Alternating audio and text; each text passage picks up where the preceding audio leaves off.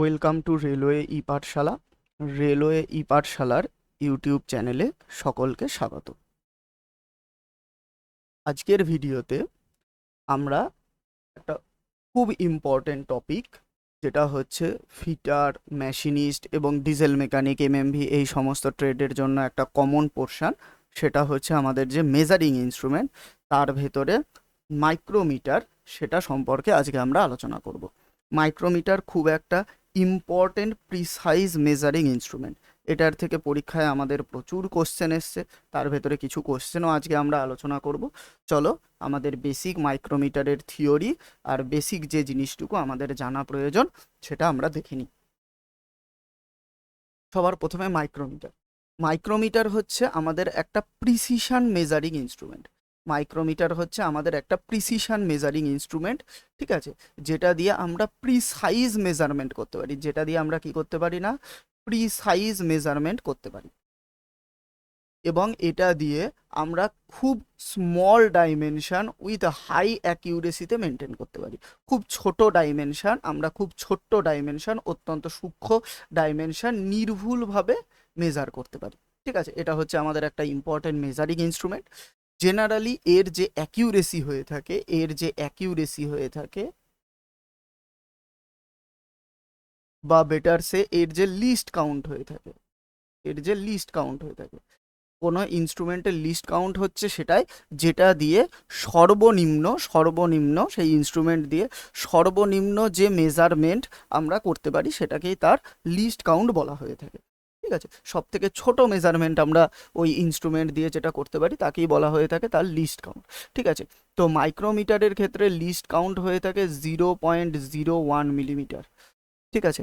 0.01 millimetre মানে 1 মিলিমিটারের 100 ভাগ, 100 ভাগের 1 ভাগ মেজারমেন্ট আমরা এই মাইক্রোমিটার দিয়ে করতে পারি, ঠিক আছে। যেখানে আমাদের যে ইঞ্জিনিয়ারিং স্কেল আছে সেটা দিয়ে আমরা মেজারমেন্ট করতে পারি 1/2 মিলিমিটার, মানে 1/2 মিলিমিটার, মানে 0.5 মিলিমিটার।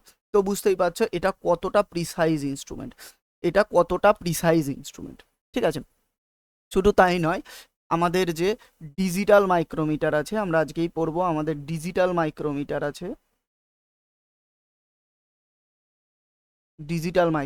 আছে, সেটার লিস্ট কাউন্ট হয়ে থাকে 0.001 মিলিমিটার, ঠিক আছে। দ্যাট ইজ 1 মিলিমিটারের 1000 ভাগের 1 ভাগ, মানে বলতে গেলে 1 মাইক্রোমিটার, 1 মাইক্রোমিটার। আর এটা হয় হচ্ছে 10 মাইক্রোমিটারে। যদি আমাকে মাইক্রোমিটারে দেয় সেটা হচ্ছে আমার 10 মাইক্রোমিটার হয়, ঠিক আছে। যেটা হচ্ছে আমাদের নর্মাল মেকানিক্যাল যে মাইক্রোমিটার রয়েছে, আমাদের যে নর্মাল মেকানিক্যাল মাইক্রোমিটার রয়েছে তাদের লিস্ট কাউন্ট হয়ে থাকে 0.01 মিলিমিটার, ঠিক আছে। এগুলো আমাদের সব সময় মাথায় রেখে দিতে হয়, এগুলো আমাদের সব সময় মাথায় রাখতে হয়, এখান থেকে প্রচুর কোশ্চেন আসে। দেখো এখানে লেখাই আছে অ্যাকিউরেসি আপ টু 0.01 মিলিমিটার, আর এটা হয়ে থাকে ডিজিটাল মাইক্রোমিটারের জন্য, এটা হয়ে থাকে ডিজিটাল মাইক্রোমিটারের জন্য, ঠিক আছে, যেটার লিস্ট কাউন্ট হয়ে থাকে 1 মাইক্রোমিটার পর্যন্ত, ঠিক আছে। চল নেক্সট, মাইক্রোমিটারের পার্টস সমূহ, ঠিক আছে। মাইক্রোমিটারের পার্টসগুলো আমাদের পরীক্ষায় প্রচুর আসে, আর এখান থেকে সব থেকে বেশি ইম্পর্টেন্ট মাথায় রাখতে হবে হচ্ছে এদের এই লিস্ট কাউন্টটা, ঠিক আছে। চলো এবারে আমরা দেখে নেবো মাইক্রোমিটারের পার্টস সমূহ, যে বিভিন্ন পার্টস দিয়ে মাইক্রোমিটারটা আমাদের তৈরি হয়ে থাকে, এর ভেতরে যে ডিফারেন্ট পার্টস থেকে থাকে সেগুলোকে কোনটাকে কি বলে।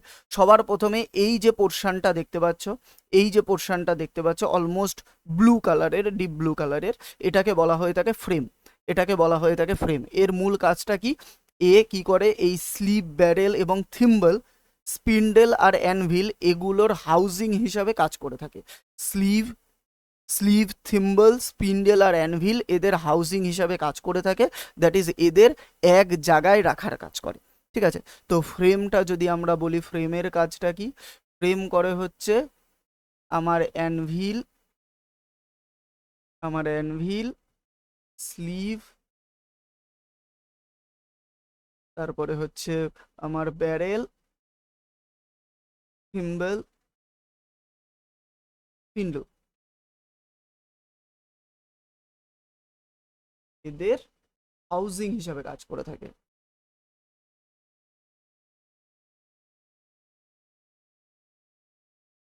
ঠিক আছে। তো এটা পরীক্ষায় খুব আসে যে ফ্রেমের কাজটা কি, ঠিক আছে।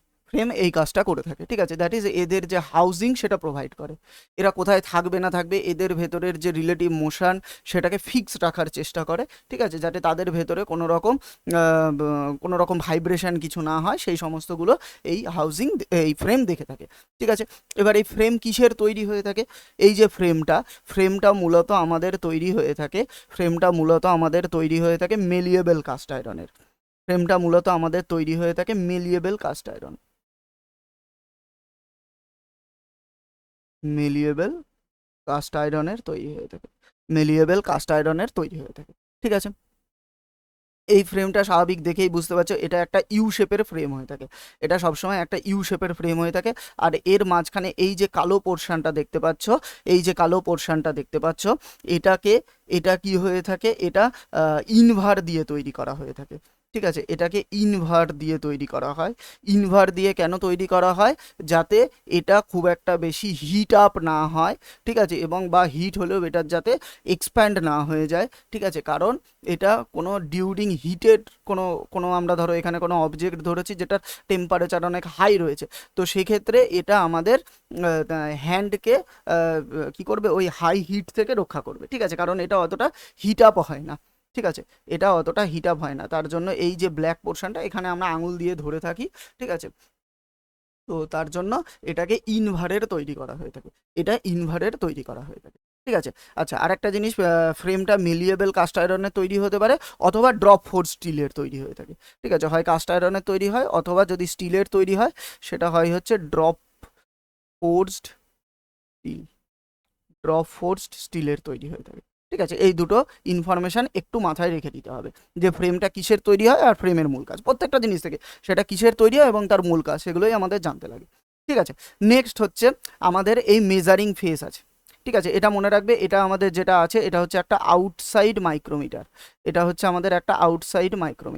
এছাড়া আমাদের আরও অন্যরকম মাইক্রোমিটার আছে, like inside micrometer, depth micrometer, সেগুলো সম্পর্কে আমরা আস্তে আস্তে পড়বো।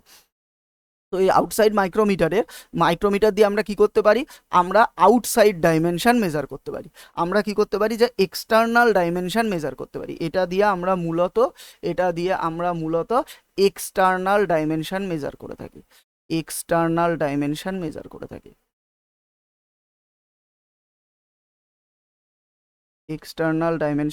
করে থাকি তো কোনো অবজেক্টকে ধরো, এটা আমার কোনো একটা অবজেক্ট আছে, এই অবজেক্টের ধরো আমাকে লেন্থ মেজারমেন্ট করতে হবে, তখন আমি এটাকে এই যে দুটো মেজারিং ফেস আছে মেজারিং ফেসের মধ্যে বসানো হয়, এই দুটো মেজারিং ফেসের মধ্যে সেট করা হয় সেই অবজেক্টটাকে, ঠিক আছে। এই দুটো মেজারিং ফেস কিসের পার্ট হয়ে থাকে? একটা হয়ে থাকে হচ্ছে অ্যানভিলের পার্ট, একটা হয়ে থাকে স্পিন্ডেলের পার্ট।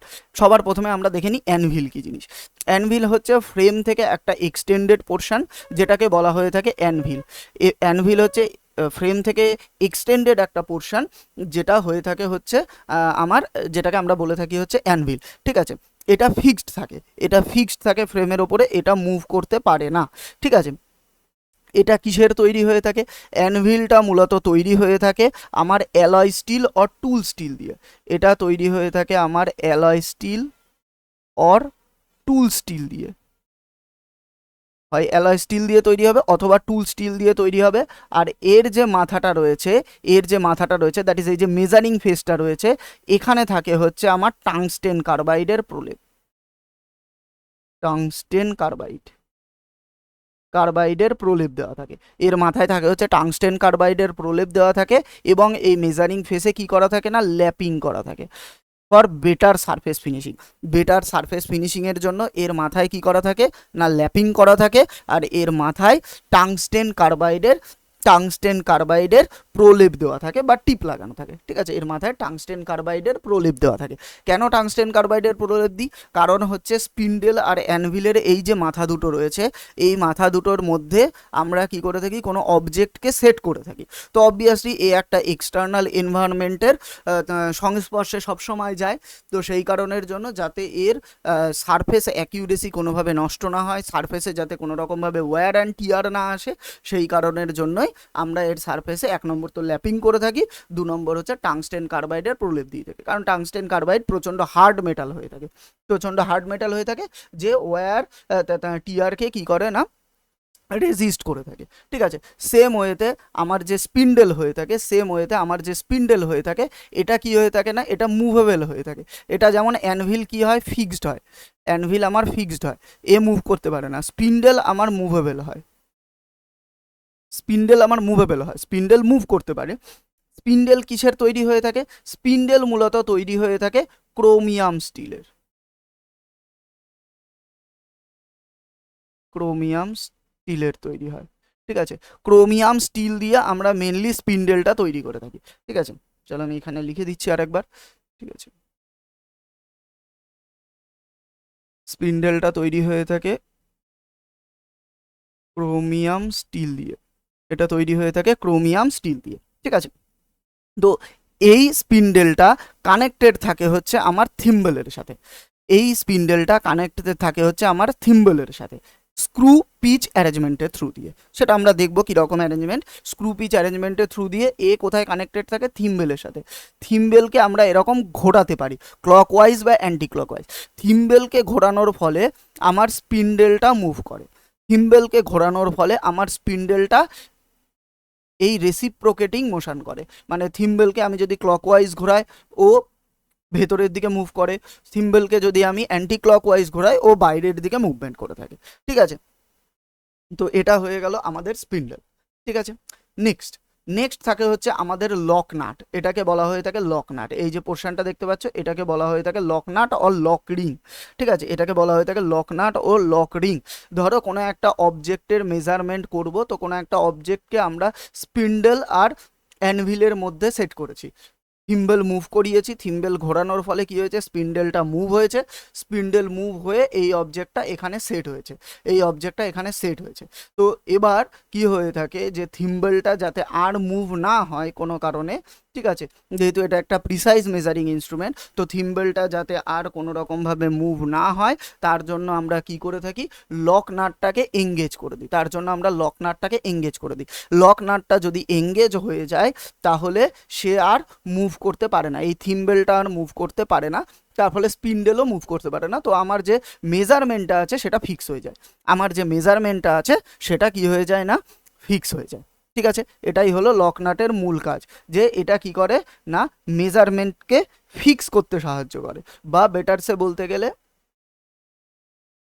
লক নাট এ কি করে আমার স্পিন্ডেলকে স্পিন্ডেলকে ফিক্স করতে সাহায্য করে।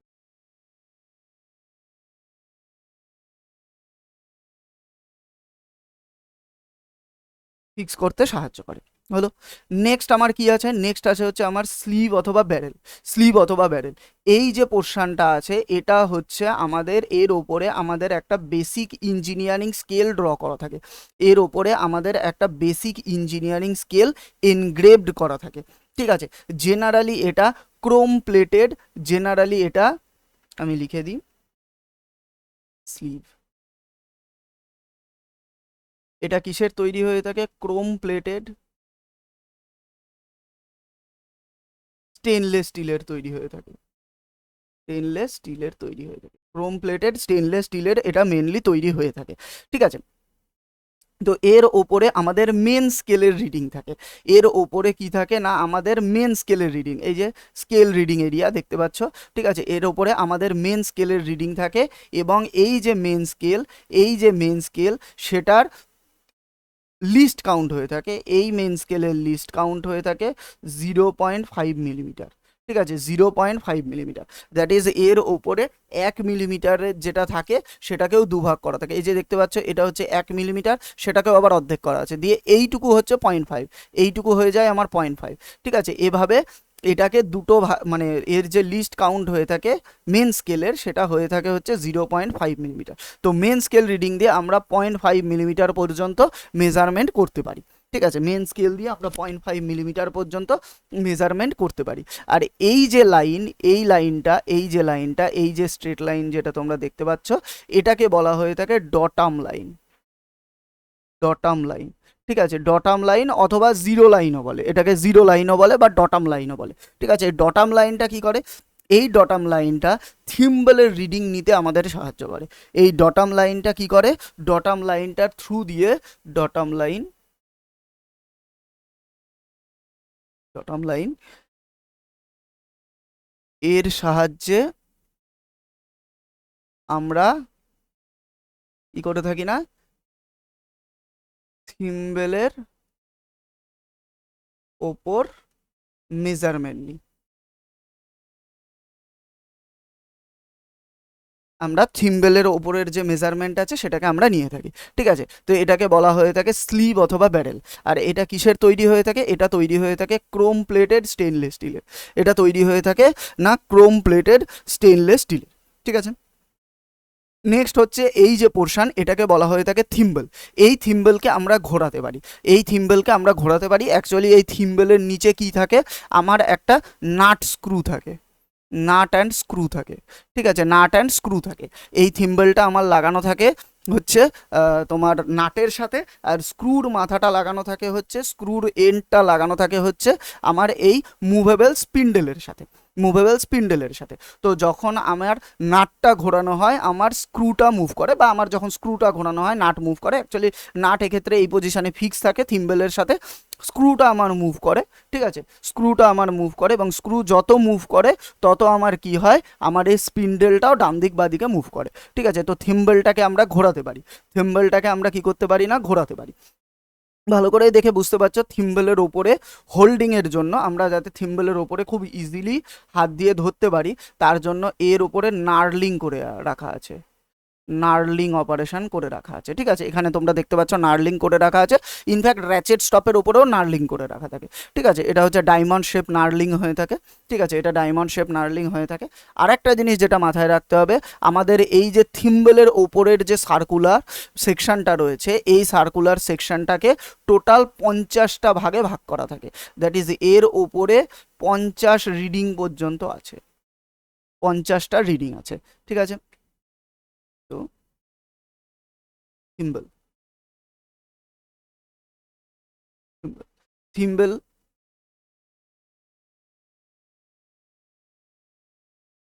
থিম্বেলের পেরিফেরিকে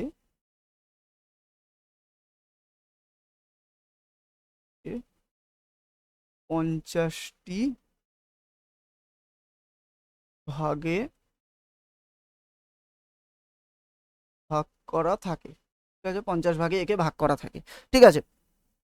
এটা কিসের তৈরি হয়ে থাকে, ঠিক আছে, থিম্বেলটা আমাদের কিসের তৈরি হয়ে থাকে, থিম্বেলটা মেনলি যেহেতু এটাকে ঘোরাতে হয় তার জন্য এটা মেনলি অ্যালুমিনিয়াম অ্যালয়ের তৈরি হয়ে থাকে, এটা মেনলি অ্যালুমিনিয়াম অ্যালয়ের তৈরি হয়ে থাকে, ঠিক আছে। ক্রোম প্লেটেড স্টিলেরও তৈরি হতে পারে অথবা অ্যালুমিনিয়াম অ্যালয়ের তৈরি হয়ে থাকে, অ্যালুমিনিয়াম অ্যালয়ের তৈরি হয় অথবা ক্রোম প্লেটেড স্টিল,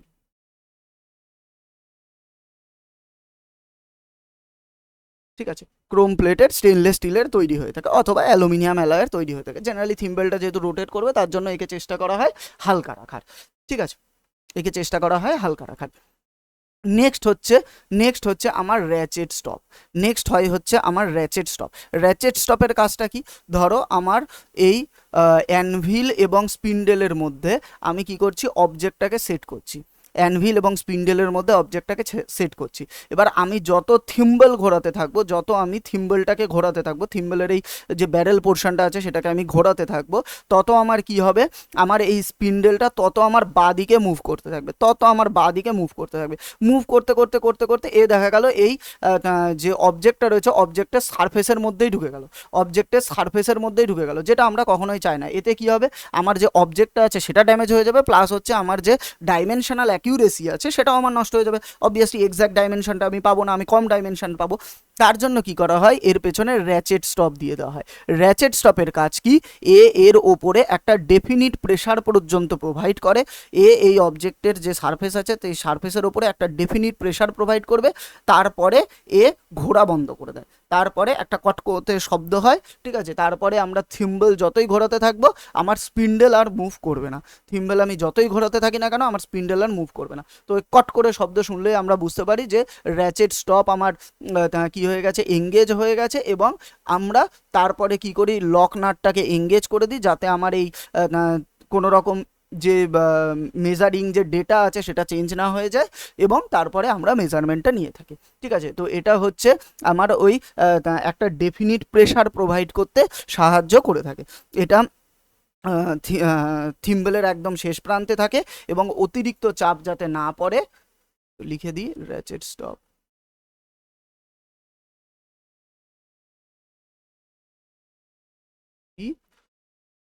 অবজেক্টের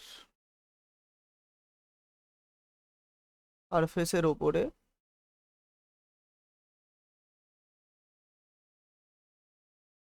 অতিরিক্ত চাপ যাতে না পড়ে তা নিশ্চিত করে।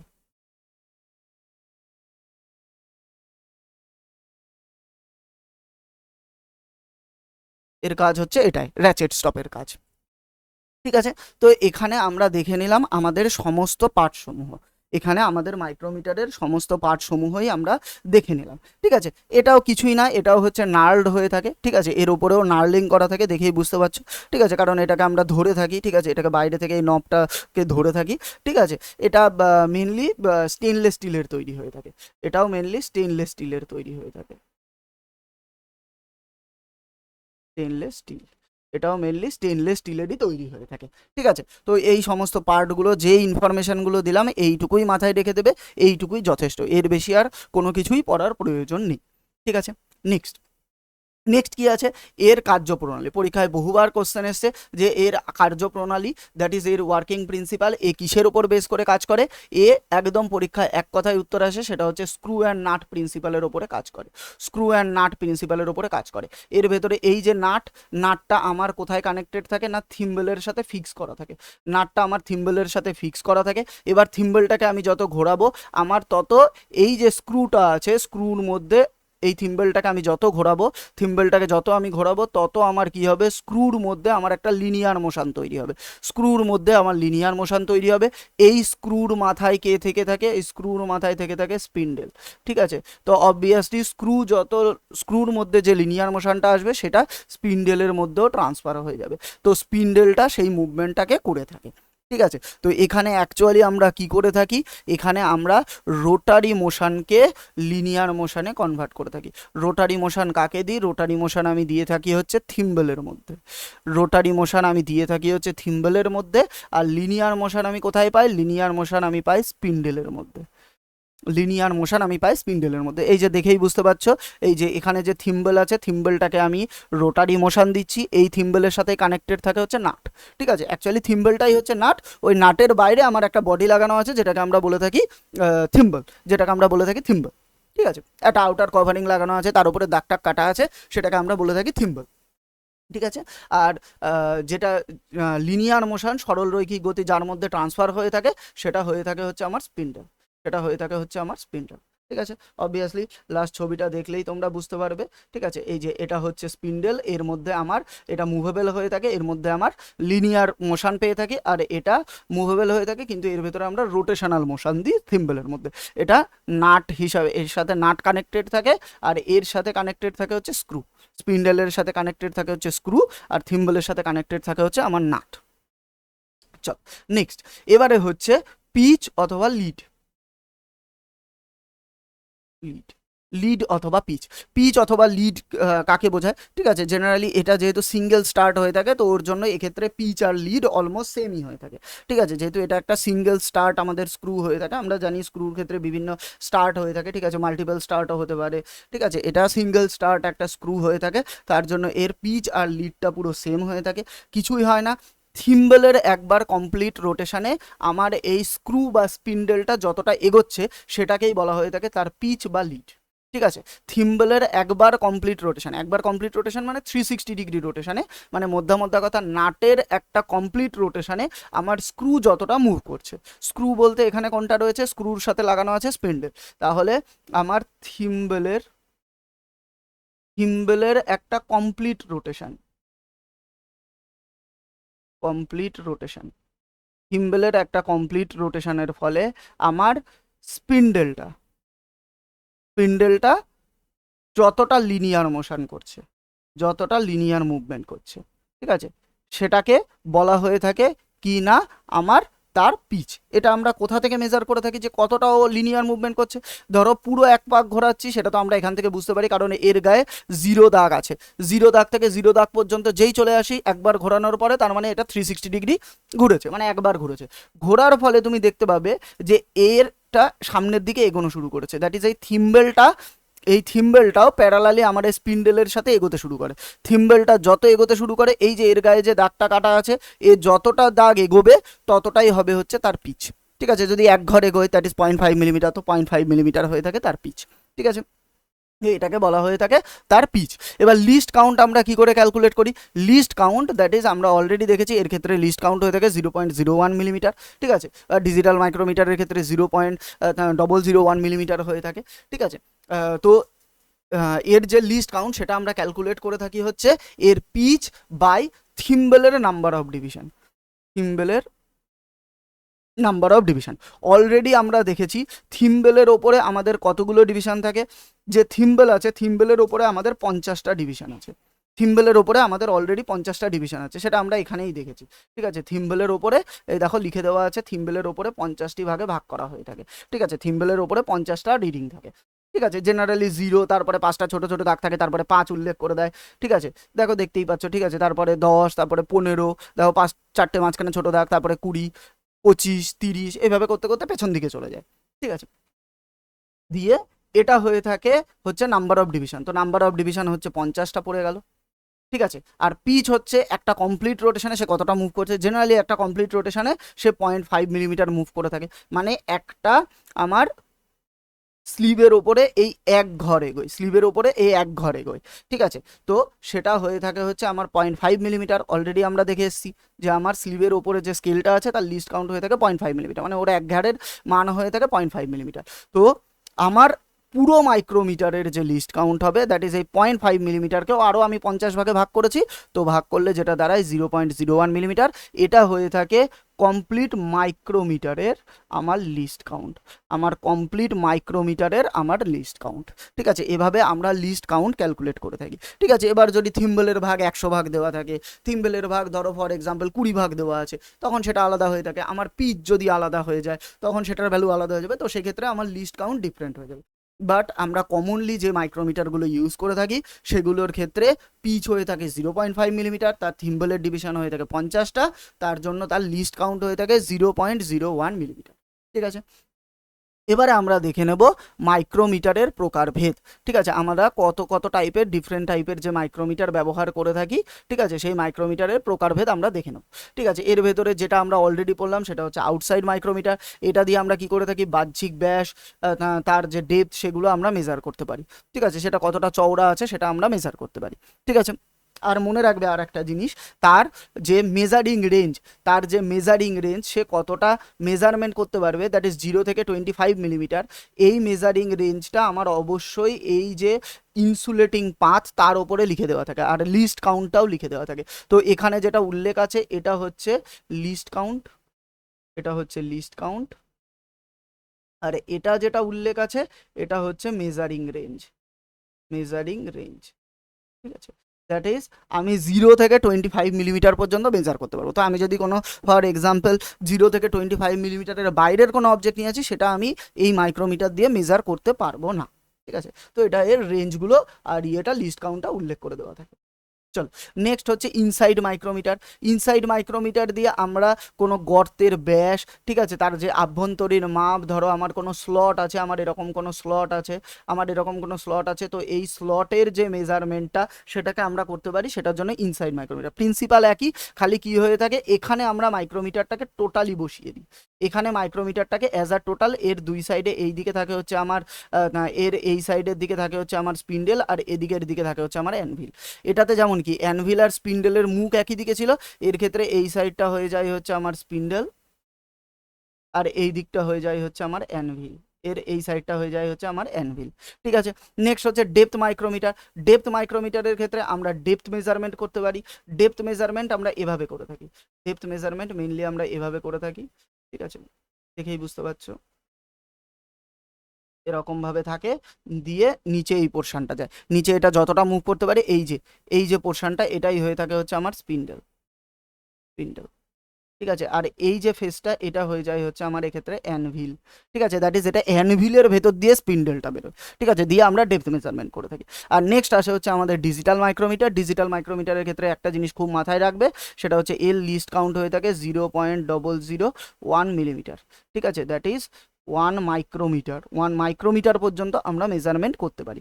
ঠিক আছে, আর এটার ক্ষেত্রে এখানে একটা জিরো বাটন থাকে, যেটা দিয়ে আমরা যখনই এর কোনো কিছু মেজারমেন্টকে জিরো করার প্রয়োজন হয় সেটাকে আমরা প্রেস করে দিই, তখন দ্যাট ইজ তার রেফারেন্স মেজারমেন্ট সেট করা এটা দিয়ে করা যায়। ঠিক আছে, রেফারেন্স মেজারমেন্ট সেট করার জন্য আমরা এটা দিয়ে করে থাকি। ধরো এখানে আমি এখন এই যে ভ্যালু আছে এই ভ্যালুতে আমরা জিরো বাটন প্রেস করে দিলাম, তো এটা হয়ে গেল রেফারেন্স মেজারমেন্ট।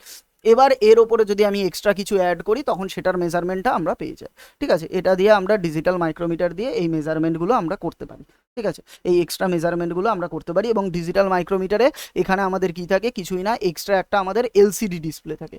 এই যেটা এটা হচ্ছে আমাদের একটা এলসিডি ডিসপ্লে। এই এলসিডি ডিসপ্লের ওপরে আমাদের কি হয়ে থাকে, মেজারমেন্টগুলো উঠে থাকে। এই মেজারমেন্টগুলো ওঠে এবং এটা অবভিয়াসলি দেখতে পাচ্ছ দশমিকের পরে 3 ঘর পর্যন্ত রয়েছে। তো দশমিকের পরে 3 ঘর, যার জন্য 0.001 মিলিমিটার হচ্ছে এর লিস্ট কাউন্ট হয়ে থাকে, বা 1 মাইক্রোমিটার এর লিস্ট কাউন্ট হয়ে থাকে। ঠিক আছে, ক্লিয়ার? আশা করি বুঝতে পেরেছো তোমরা সবাই।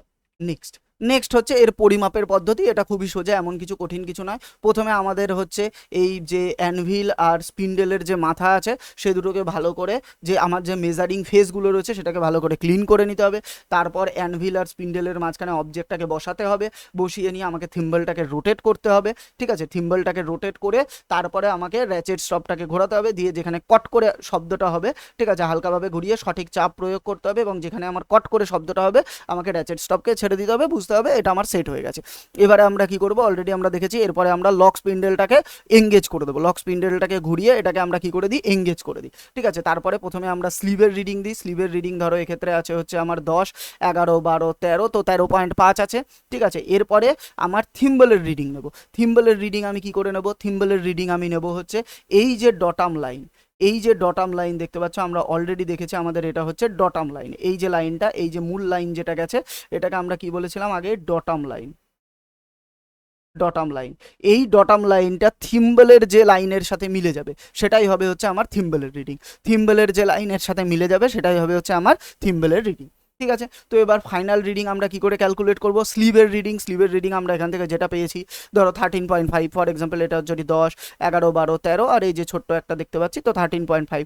তো স্লিভের রিডিং আমি পেয়েছি ফর এক্সাম্পল 13.5, আর থিম্বলের রিডিং আমি ধরো পেয়েছি এখান থেকে, এটা 24-এর সাথে ধরো মিলে যাচ্ছে, তো এটা হচ্ছে 24। ঠিক আছে, এই থিম্বলের রিডিংয়ের সাথে সবসময় মনে রাখতে হবে আমাকে লিস্ট কাউন্ট গুণ করতে হবে। এই থিম্বলের রিডিংয়ের সাথে আমাকে লিস্ট কাউন্ট গুণ করতে হবে। তো আমার ফাইনাল আমার যে রিডিংটা দাঁড়াবে সেটা দাঁড়াবে হচ্ছে 13.5 প্লাস 24 ইন্টু 0.01, দ্যাট ইজ আমার জিনিসটা দাঁড়াবে হচ্ছে 13.74। এটাই হবে হচ্ছে আমার ফাইনাল রিডিং। ঠিক আছে, তো যে অবজেক্টটা আমরা সেট করেছি সেই অবজেক্টের ফাইনাল লেন্থটা হচ্ছে 13.74। দ্যাট ইজ প্রথমে আমাকে স্লিভের রিডিংটা নিতে হবে। স্লিভের রিডিংয়ের পরে আমরা থিম্বলটা ডটাম লাইনের সাথে যেখানে ম্যাচ করছে সেই রিডিংটা নেওয়া হবে। নিলে সেটাকে আমরা থিম্বল রিডিং, সেটাকে আমরা লিস্ট কাউন্টের সাথে গুণ করে দেবো। গুণ করে দিলে, এই দুটোকে যোগ করে দিলে আমরা ফাইনাল রিডিং পেয়ে যাই। ঠিক আছে, এটাই হয়ে থাকে আমাদের মেজারিং প্রসিডিওর। ঠিক আছে, চলো, আশা করি তোমরা বুঝতে পেরেছো। আমাদের এই ALP CBT 2 এর জন্য আমাদের মাইক্রোমিটার থেকে এই কটা ইনফরমেশান পড়লেই যথেষ্ট। স্পেসিফিক্যালি এর পার্টসগুলো সম্পর্কে খুব ভালো করে পড়ে রাখবে। এর যে লিস্ট কাউন্ট সেগুলোকে ভালো করে পড়ে রাখবে। ঠিক আছে, কোন পার্টের কি কাজ, কোন পার্ট কিসের তৈরি হয়ে থাকে সেগুলো বেশ কয়েকবার পরীক্ষাতে আসে। আর হচ্ছে এর কার্যপ্রণালী সম্পর্কে পড়ে রাখবে, এবং অবশ্যই এর লিস্ট কাউন্ট ক্যালকুলেশন আমরা কি করে করব। ঠিক আছে, যেটা অলরেডি আমরা এখানে দেখেছি, এর লিস্ট কাউন্ট ক্যালকুলেশন কি করে করব। ঠিক আছে, চলো এবার আমাদের এই লাস্ট বছরে আসা 2025-এ আসা কিছু কোশ্চেন নিয়ে এবার আমরা আলোচনা করে নিই। চলো, কি বলেছে, the value of one thimble scale division in metric micrometer. ঠিক আছে, আমাদের যে মেট্রিক মাইক্রোমিটার আছে সেই মাইক্রোমিটারে একটা থিম্বল স্কেলের ডিভিশনের ভ্যালু কত হয়ে থাকে। একটা থিম্বল স্কেল ডিভিশন মানে একবার একটা ছোট্ট ওই যে থিম্বল স্কেলের ডিভিশন কতগুলো 50টা ডিভিশন কাটা আছে, তো একটা ডিভিশন যদি মুভ করে সেটা হবে হচ্ছে তার least count.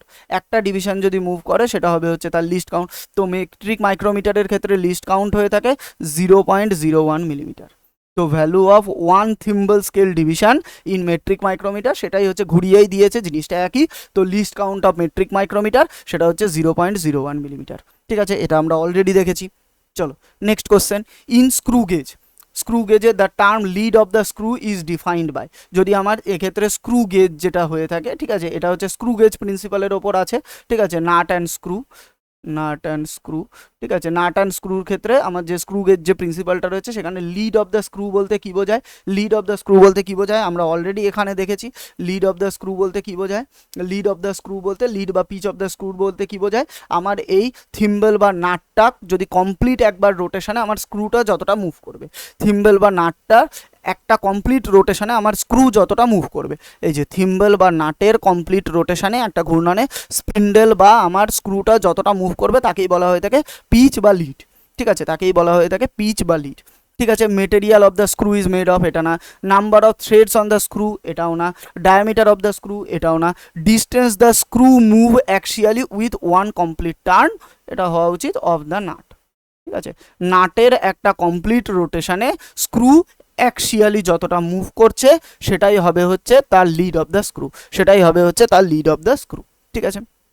Next, A or N is provided to keep the micrometer fixed so that the reading can be done easily and without any difficulty. যেখানে মাইক্রোমিটারের রিডিংকে ফিক্স করতে আমরা কোন পার্টটা ব্যবহার করে থাকি, আমরা লক নাট ব্যবহার করে থাকি। লক নাটকে এঙ্গেজ করেই আমরা মাইক্রোমিটারের যে রিডিং আছে সেটাকে ফিক্স করে দিই, তারপরে আর আমরা থিম্বলটাকে আর ঘোরাতে পারি না। ঠিক আছে, তার জন্য এটাকে বলা হয়ে থাকে আমাদের লক নাট। ঠিক আছে, এটাকে বলা হয়ে থাকে লক নাট, যেহেতু আমরা যে আমাদের যে মেজারমেন্টটা আছে সেটাকে লক করে দিই। ঠিক আছে, next, on a digital vernier caliper, একটা ডিজিটাল ভার্নিয়ার ক্যালিপারের ওপরে the purpose of pressing the zero button is to. Already আমি বলেছি জিরো বাটনটা কেন আমরা প্রেস করে থাকি, না রিডিংটাকে জিরো করে দেওয়ার জন্য। ঠিক আছে, change the unit of measurement না, লক দ্য জ ইন আ ফিক্সড পজিশন না, এটা আমরা করে থাকি হচ্ছে লক নাট দিয়ে। ঠিক আছে, set the reading to zero, একদম রিডিংটাকে জিরোতে সেট করার জন্য আমরা করে থাকি, turn the LED display to on or off, এটার জন্য আমাদের অন অফ সুইচ থাকে, দেখতে পাবে আমাদের যে ডিজিটাল মাইক্রোমিটারের ছবি রয়েছে, ডিজিটাল মাইক্রোমিটারের ছবিতে এই যে এখানে তোমরা দেখতে পাবে অন অফের বাটন রয়েছে। এই অন অফের বাটনে প্রেস করে আমরা এই ডিসপ্লেটাকে অন অফ করতে পারি, কারণ স্বাভাবিক এর ভেতরে ব্যাটারি আছে, তো এটা ব্যাটারি চালিত, তো যাতে ব্যাটারি ড্রেন না হয়ে যায় ডিউরিং এর নন ওয়ার্কিং পিরিয়ড, তার জন্য আমরা সেটাকে অফ করে রাখি। ঠিক আছে, তো এই হচ্ছে এর বিভিন্ন বাটনের কাজ। ঠিক আছে, next, as we know, 5 number এটা, as we know from the graduation of micrometer, if we give one full round to thimble, আমরা যদি থিম্বলকে একটা কমপ্লিট রাউন্ড দিই, it spindle move 1/2 millimetre forward or backward, এর স্পিন্ডেল যেটা আছে স্পিন্ডেলটা 1/2 মিলিমিটার ফরওয়ার্ড অথবা ব্যাকওয়ার্ডে যায়, there for one part of the thimble is it's. ঠিক আছে, যদি আমরা থিম্বলকে একটা কমপ্লিট রোটেশন দিই, একটা ফুল রাউন্ড দিই, মানে একটা কমপ্লিট রোটেশন দিই, তাহলে এর যে স্পিন্ডেলটা আছে এটা 1/2 মিলিমিটার আগে বা পেছনে যায়। ঠিক আছে, এর জন্য ওয়ান পার্ট অফ দ্য থিম্বলের একটা পার্টকে কি বলা হয়ে থাকে, থিম্বলের ওপরে আমরা জানি 50টা ডিভিশন করা থাকে, তো একটা ডিভিশনকে আমরা কি বলে থাকি, আমরা বলে থাকি হচ্ছে তার লিস্ট কাউন্ট। ঠিক আছে, এটা আমরা লিস্ট কাউন্টের ডেফিনেশনেই দেখেছি। লিস্ট কাউন্টের ডেফিনেশন আমাদের কি ছিল না, পিচ, দ্যাট ইজ ও কমপ্লিট একটা রোটেশনে কতটা মুভ করছে divided by number of division. ঠিক আছে, এখানে একটা ডিভিশন বলেছে, তো নাম্বার অফ ডিভিশন, মানে যেহেতু 50টা ডিভিশন থাকে, তো তার ভেতরে একটা করার জন্য আমাকে 50 দিয়ে ভাগ করতে হবে অন থিম্বল। ঠিক আছে, থিম্বলের ওপরের যে 50টা ডিভিশন সেটাকে যদি আমরা পিচ দিয়ে ভাগ করি, আমরা কি পেয়ে যাই না, আমরা লিস্ট কাউন্ট পেয়ে যাই। অলরেডি আমরা লিস্ট কাউন্টের ডেফিনেশনে পড়েছি। ঠিক আছে, এই দেখো লিস্ট কাউন্টের ডেফিনেশনে আমরা এগুলো পড়েছি। ঠিক আছে, লিস্ট কাউন্টের ডেফিনেশনে এগুলো রয়েছে। চলো নেক্সট কি বলেছে, নেক্সট কোশ্চেন আমাদের কি বলেছে, as we know from the graduation of micrometer if we give one full round to the thimble, একটা থিম্বলকে ফুল রাউন্ড দিয়েছি, থিম্বলকে একটা ফুল রাউন্ড দিয়েছি মানে 360 ডিগ্রি ঘুরিয়েছি, ইট স্পিন্ডেল মুভ 5 মিলিমিটার, মানে এক্ষেত্রে আমার পিচ হয়ে গেছে হচ্ছে 5 মিলিমিটার, পিচ হয়ে গেছে হচ্ছে আমার 5 মিলিমিটার ফরওয়ার্ড আর ব্যাকওয়ার্ড, ঠিক আছে।